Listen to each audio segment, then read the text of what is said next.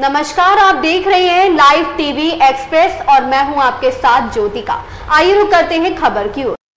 राज्यसभा चुनाव के दौरान ऊंचाहार से सपा विधायक मनोज पांडे ने अपनी ही पार्टी से बगावत के बाद उसके सुर भाजपा में हो गए हैं। मनोज पांडे रायबरेली की सांसद सोनिया गांधी के खिलाफ भी मुखर हो गए हैं। सपा का सचेतक पद छोड़े जाने के बाद अपने गृह जनपद रायबरेली में मीडिया से रूबरू हुए तो पीएम मोदी की जमकर तारीफ की। इस दौरान उन्होंने बीजेपी के मोदी का परिवार अभियान का समर्थन किया। उन्होंने कहा कि लोकतंत्र में जनता का जनादेश जिसके साथ है, अगर वो अपनी चिंता करेंगे तो उन्हें जनप्रतिनिधि होने का कोई हक नहीं। चाहे पीएम हो या सीएम, उनकी जनता ही उनका परिवार है। आज वो पूरे देश को 2 जून की रोटी दे रहे हैं, किसानों को सम्मान निधि दे रहे हैं। अगर वो कह रहे हैं कि मेरा देश मेरा परिवार है तो ये गर्व की बात है। रायबरेली को कांग्रेस का गढ़ कहे जाने पर उन्होंने किस चीज का गढ़ है। रायबरेली में 3 विधानसभा में कांग्रेस की जमानत जब्त हो गई। मनोज पांडे ने कहा कि कांग्रेस का कोई अस्तित्व नहीं है जिले में। इस दौरान मनोज पांडे से उनको रायबरेली से भाजपा का टिकट मिलने की चर्चाओं के बारे में पूछा गया तो उन्होंने जवाब नहीं दिया।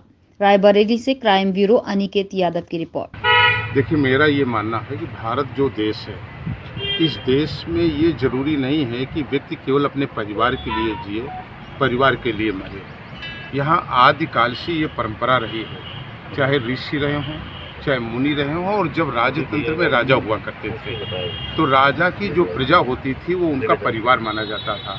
और आज इस डेमोक्रेसी में, लोकतंत्र में, एक चुने हुए व्यक्ति, जनता का जनादेश जिनके साथ है, जिनके साथ जनता है, वो अगर अपनी चिंता करेंगे तो उन्हें जनप्रतिनिधि होने का कोई अधिकार नहीं है। मेरा मानना है कि चाहे देश के प्रधानमंत्री हों और चाहे राज्य के मुख्यमंत्री हों या विभिन्न दायित्वों पे जो लोग संवैधानिक पदों पर हैं या हम विधायक हैं, तो हमें केवल अपने परिवार की चिंता नहीं होनी चाहिए। ऊंचाहार हमारा परिवार है, ऊंचाहार के सुख दुख के हम जिम्मेदार हैं।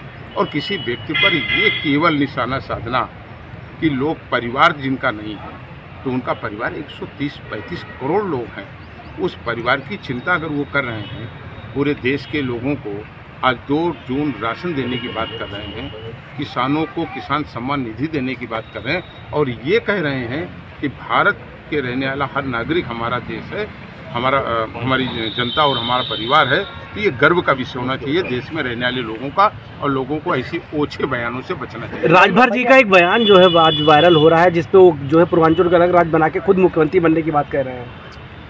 देखिए, ये तो राजभर जी ही आपको बता पाएंगे कि उन्होंने ये बयान क्यों दिया और इस बयान के पीछे उनका क्या मकसद है।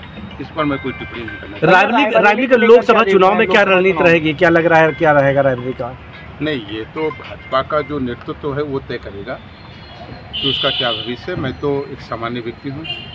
सामान्य व्यक्ति के नाते कांग्रेस का क्या, जिस तरह से कांग्रेस का गढ़ कहा जाता है रायबरेली, तो क्या रहेगा, क्या लग रहा है इस पर आपको? प्रत्याशी भी गढ़ किस चीज़ की गढ़ की बात करते हैं आप? रायबरेली में 3 विधानसभाओं में जिनकी जमानत जब्त हुई हो, जिनका कोई अस्तित्व नहीं है जनपद में, जिन्होंने रिश्ता ही केवल ये रखा हो कि केवल चुनाव लड़ना है और 5 साल तक, आपको शायद ध्यान नहीं है, किसान टकटकी लगा करके देख रहा था कि हमारा सांसद कब आएगा। बेरोजगार नौजवान ये देख रहा था कि कब हमारी मदद में कांग्रेस के लोग खड़े होंगे और कब हमारी मेंबर ऑफ पार्लियामेंट खड़ी होंगी। इसे इन्हीं गांव में रहने वाले लोग टकटकी लगा करके देख रहे थे कि हमारी सड़क आखिरी सांसद निधि से कब बनेगी। वो माँ, वो पिता जिसका जवान बेटा फांसी लगा करके मर गया, वो टकटकी लगा कर देख रहा था कि जो हमारे जनपद का गार्जियन है, जिसको हमने मेंबर ऑफ पार्लियामेंट बनाया, वो कब हमारे दुख में शामिल होगा। और अगर शायद इन सुख और दुख में लोग शामिल नहीं हो सकते हैं, उन्हें जनता से वोट मांगने का और लेने का अधिकार नैतिक रूप से कतई नहीं रहता। तो लग रहा आपको प्रियंका गांधी के ग्लैमर नहीं काम करेगा? ये कोई ग्लैमर नहीं है। यहाँ ग्लैमर किसका है? किसका ग्लैमर? यहाँ जनता का ग्लैमर है, रायबरेली की जनता का ग्लैमर है, और वही चलेगा। इस खबर में बस इतना ही। बने रहिए लाइव टीवी एक्सप्रेस के साथ।